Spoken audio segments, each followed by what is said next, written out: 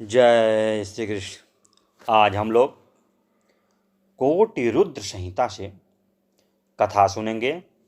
कथा धार्मिक है, मार्मिक है तथा आध्यात्मिक है। कथा को बड़े ही ध्यान से आप सुनें, क्योंकि किसी भी कथा को ध्यान से सुनने पे ही कथा समझ में आता है तथा कथा का आनंद भी आता है। चलिए कथा को सुनते हैं। सूत जी कहते हैं, हे ब्राह्मणों, अब पश्चिम दिशा में जो जो लिंग भूतल पर प्रसिद्ध है, उन शिवलिंगों को श्रद्ध शक्ति पूर्वक सुनिए। कपिला नगरी में कालेश्वर एवं रामेश्वर नामक दो महादिव्य लिंग हैं, जो दर्शन मात्र से पापों को नष्ट करते हैं। पश्चिम सागर के तट पर महासिद्धेश्वर लिंग है, जो धर्म, अर्थ, काम एवं मोक्ष तक प्रदान करता है। पश्चिम समुद्र के तट पर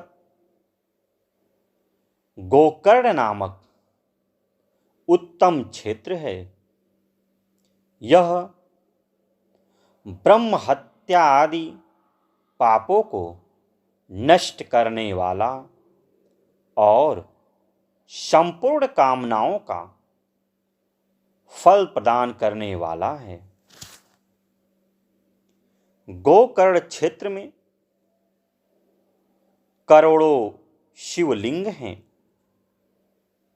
और पग पग पर असंख्य तीर्थ हैं। अधिक क्या कहें, गोकर्ण क्षेत्र में स्थित सभी लिंग शिव स्वरूप हैं और वहाँ का समस्त जल तीर्थ स्वरूप है। गोकर्ण क्षेत्र में स्थित महाबालेश्वर शिवलिंग कृत युग में श्वेत वर्ण, त्रेता में लोहित वर्ण, द्वापर में पीत वर्ण और कलयुग में श्याम वर्ण का हो जाता है। महापाप करने वाले लोग भी यहाँ गोकर्ण क्षेत्र में विराजमान महाबालेश्वर लिंग की पूजा कर शिव पद को प्राप्त हुए हैं।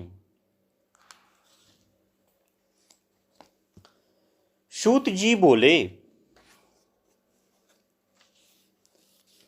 हे ब्राह्मणों, अब मैं उत्तर दिशा में विराजमान मुख्य शिवलिंगों का वर्णन कर रहा हूं।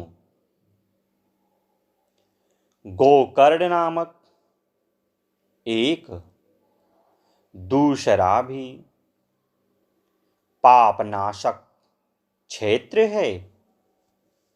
वहां पर एक विस्तृत महावन है, जिसमें चंद्रभाल नामक उत्तम शिवलिंग है, जिसे रावण श्रद्धा शक्ति पूर्वक लाया था। गोकर्ण में स्नान कर तथा चंद्रभाल का पूजन कर मनुष्य अवश्य ही शिवलोक को प्राप्त करता है। मिस्र नामक उत्तम तीर्थ में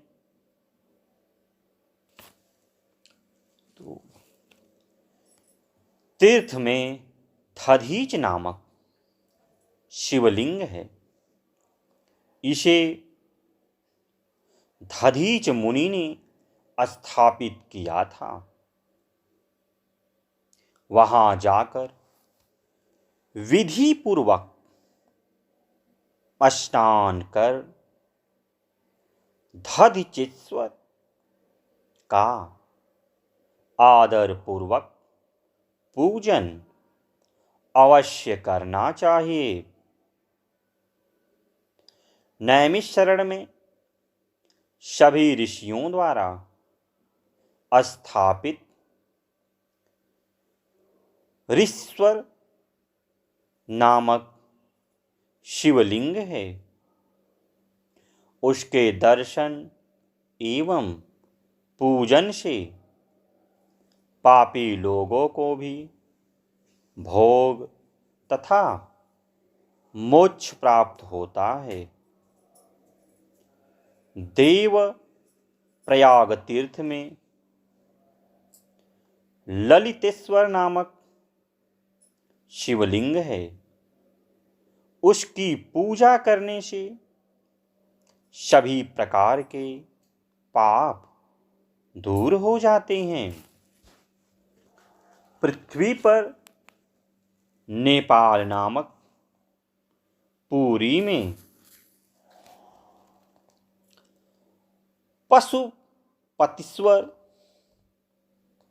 नामक शिवलिंग है, जो संपूर्ण कामनाओं को पूर्ण करता है। इसके समीप मुक्तिनाथ नामक अत्यंत अद्भुत शिवलिंग है।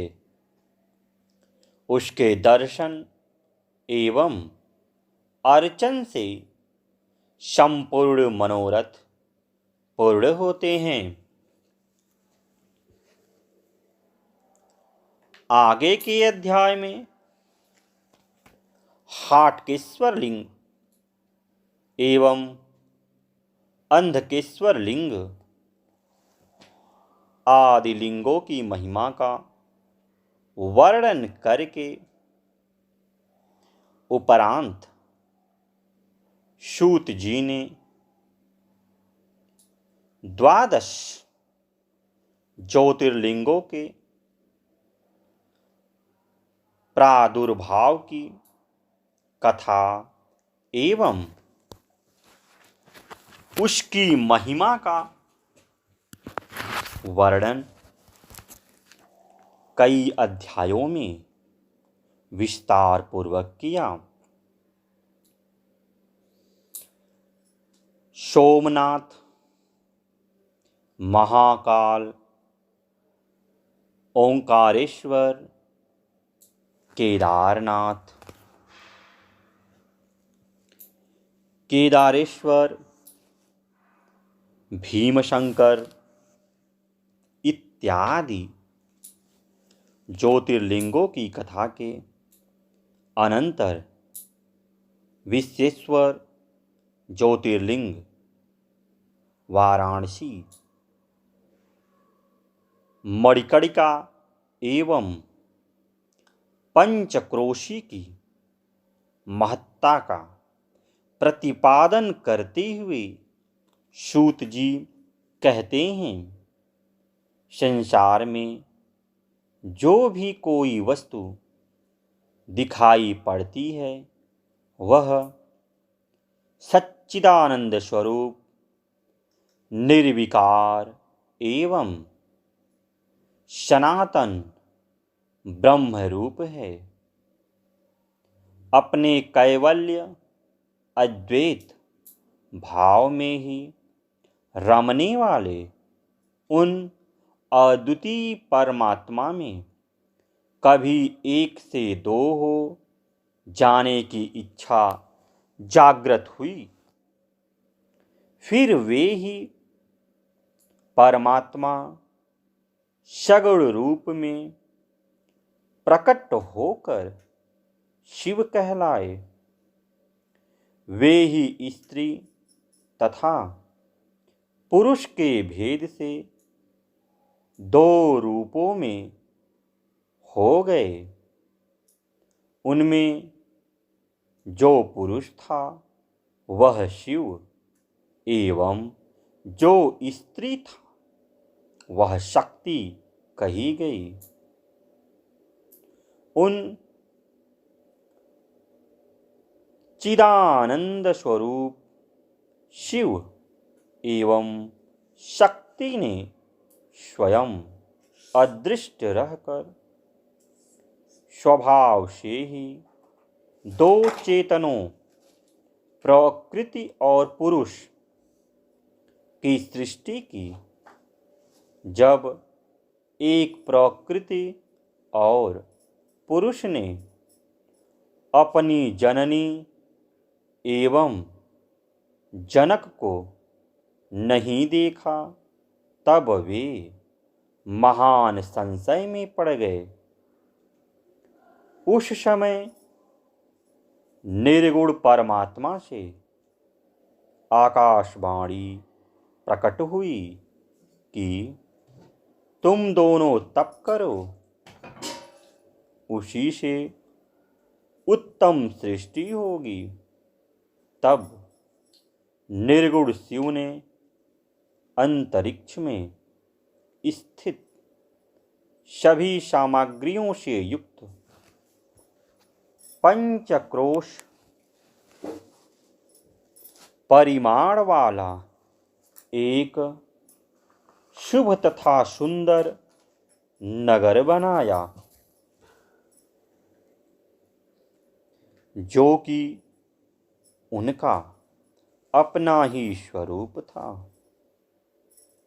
उस नगर को शिव जी ने पुरुष रूप विष्णु के समीप भेज दिया।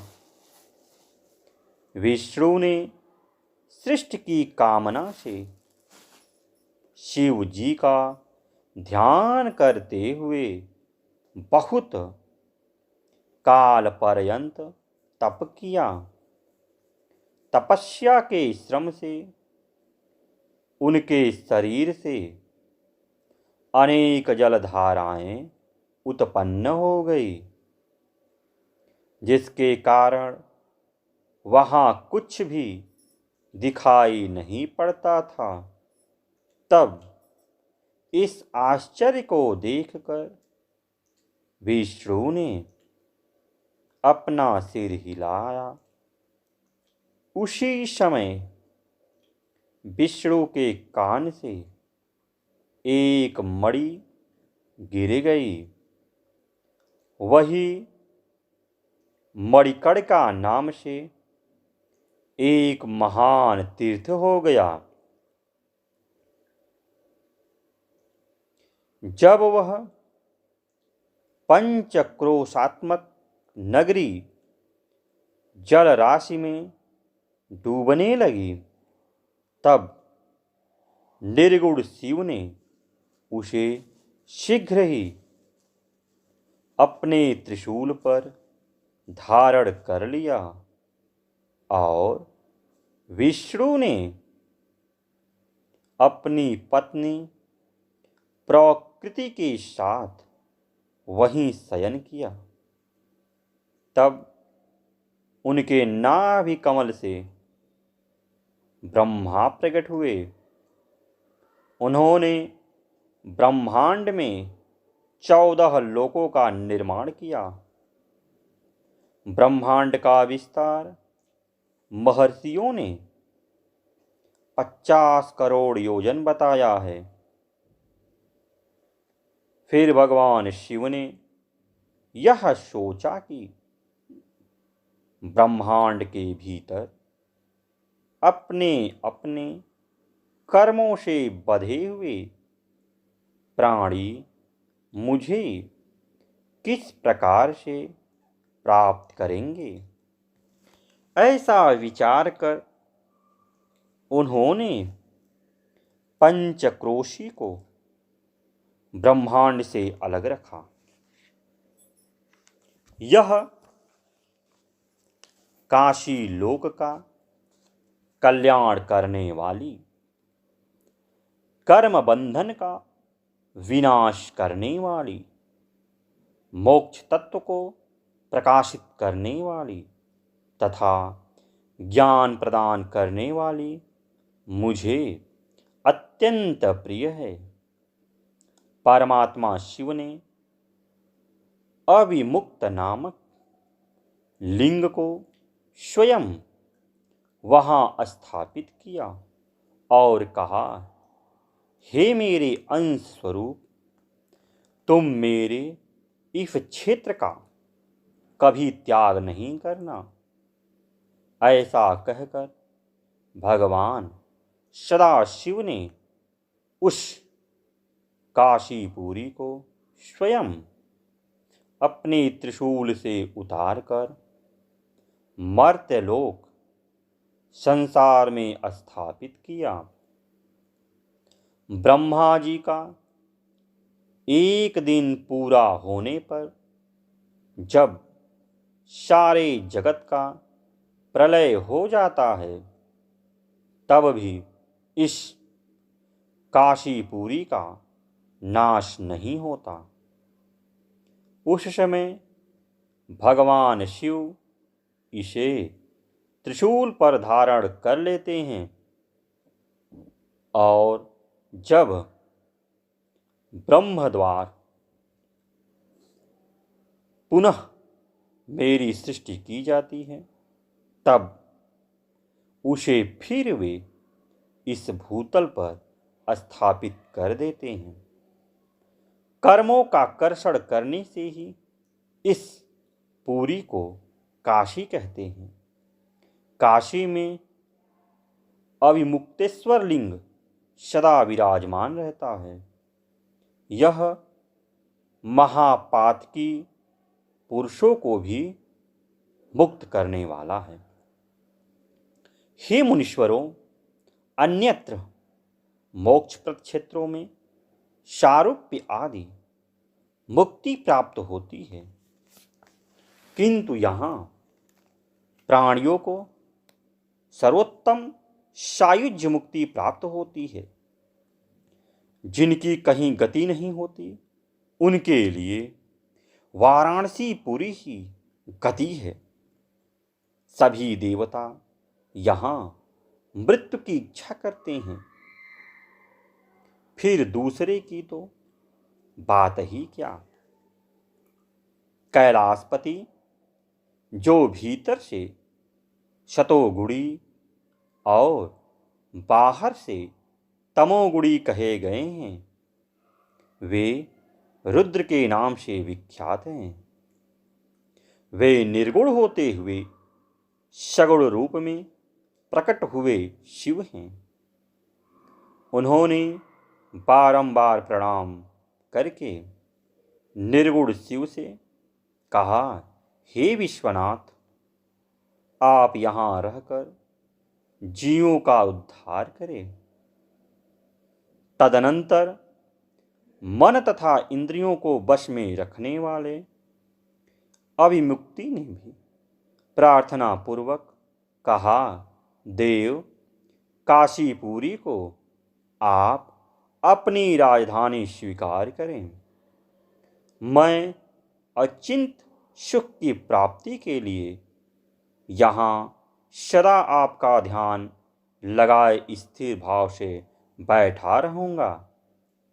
आप ही मुक्ति देने वाले तथा संपूर्ण कामनाओं के पूर्ण करता है, दूसरा कोई नहीं।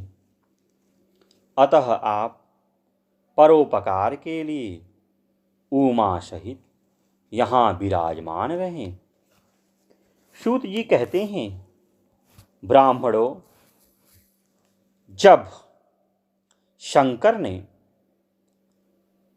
भगवान विश्वनाथ से इस प्रकार प्रार्थना की, तब सर्वेश्वर शिव समस्त लोकों का उपकार करने के लिए वहाँ विराजमान हो गए।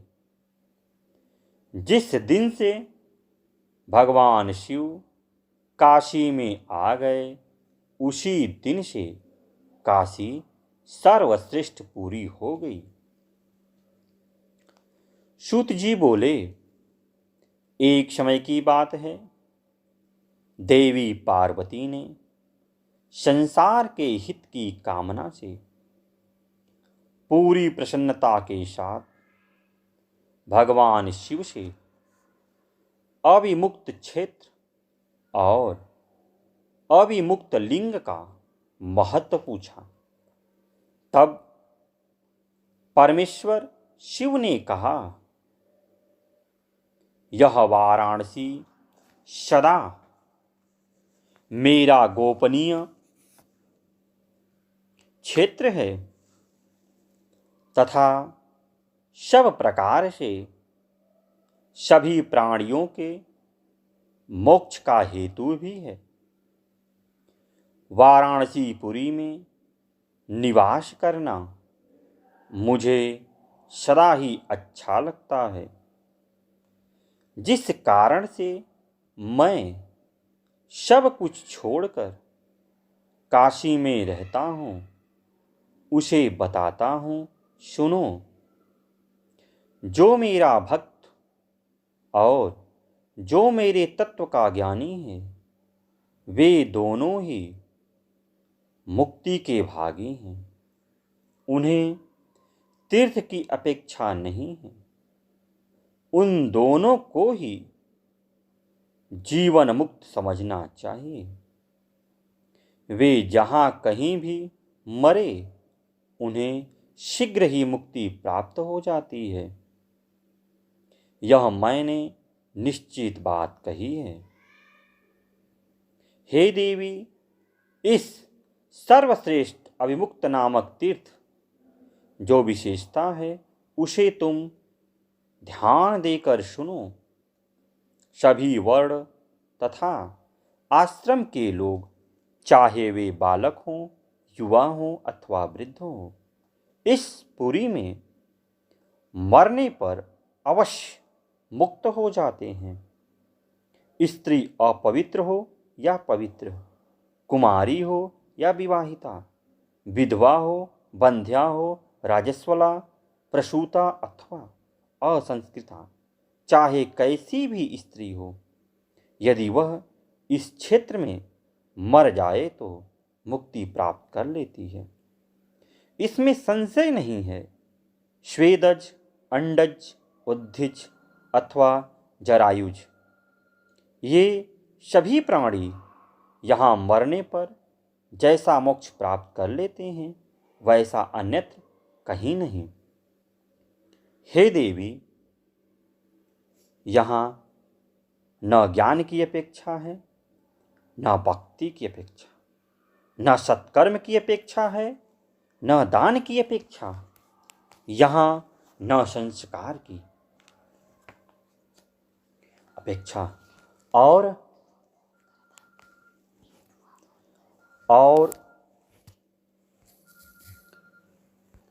और न ध्यान की ही अपेक्षा है। यहाँ नाम कीर्तन अथवा पूजन की अपेक्षा नहीं है तथा उत्तम जाति की भी कोई अपेक्षा नहीं है। जो कोई भी मनुष्य मेरे इस मोक्षदायक क्षेत्र में निवास करता है, वह चाहे जिस किसी प्रकार से मरा हो, निश्चय ही मोक्ष को प्राप्त कर लेता है। अपनी इच्छा अनुसार भोजन, शयन, क्रीड़ा आदि विविध क्रियाओं को करता हुआ भी अविमुक्त क्षेत्र में प्राण त्याग करने वाला प्राणी मोक्ष का अधिकारी हो जाता है। यह क्षेत्र चारों दिशाओं में सभी ओर 5 कोस तक फैला हुआ कहा गया है। इसमें कहीं भी मर जाने पर प्राणी को अमृतत्व की प्राप्ति होती है। हे पार्वती, शुभ और अशुभ कर्म का फल जीव को अवश्य भोगना पड़ता है। अशुभ कर्म निश्चय ही नरक के लिए होता है एवं शुभ कर्म स्वर्ग के लिए होता है। दोनों तरह के कर्मों से मनुष्य लोक में जन्म कहा गया है। शुभाशुभ कर्मों के न्यूनाधिक से उत्तम तथा अधम शरीर प्राप्त होता है, किंतु जब दोनों का क्षय हो जाता है तब मुक्ति होती है। यह सत्य है। प्रारब्ध कर्म का नाश केवल उसके भोग से ही होता है। इसके अतिरिक्त कोई उपाय नहीं है। संपूर्ण कर्मों का नाश काशीपुरी के अतिरिक्त कहीं नहीं होता। सभी तीर्थ सुलभ हैं, परंतु काशीपुरी दुर्लभ है। यदि पूर्व जन्म में आदरपूर्वक काशी का दर्शन किया गया है, तभी काशी में आकर मनुष्य को मृत्यु को प्राप्त होता। सूत जी बोले, हे श्रेष्ठ मुनियों, इस प्रकार काशीपुरी तथा विश्वेश्वर लिंग का अपरिमित महात्म्य है, जो सत्पुरुष को भोग और मोक्ष प्रदान करता है। इसके अनंतर सूत जी ने त्र्यंबकेश्वर ज्योतिर्लिंग के महात्म्य का वर्णन करते हुए गौतम ऋषि के प्रभाव का वर्णन किया तथा गौतमी गंगा के प्रादुर्भाव का आख्यान सुनाया। इसके अनंतर सूत जी ने राक्षस राज रावण द्वारा स्थापित वैद्यनाथेश्वर नामक ज्योतिर्लिंग के महात्म्य का वर्णन किया। तदनंतर उन्होंने नागेश्वर नामक परम श्रेष्ठ ज्योतिर्लिंग की उत्पत्ति एवं महात्म्य का वर्णन किया। इसके साथ ही रामेश्वर नामक ज्योतिर्लिंग, घुष्मेश्वर ज्योतिर्लिंग के प्रादुर्भाव एवं महात्म्य का वर्णन विस्तार से आगे किया है, जो स्थान भाव के कारण यहाँ नहीं। इस प्रकार इन 12 ज्योतिर्लिंगों की कथा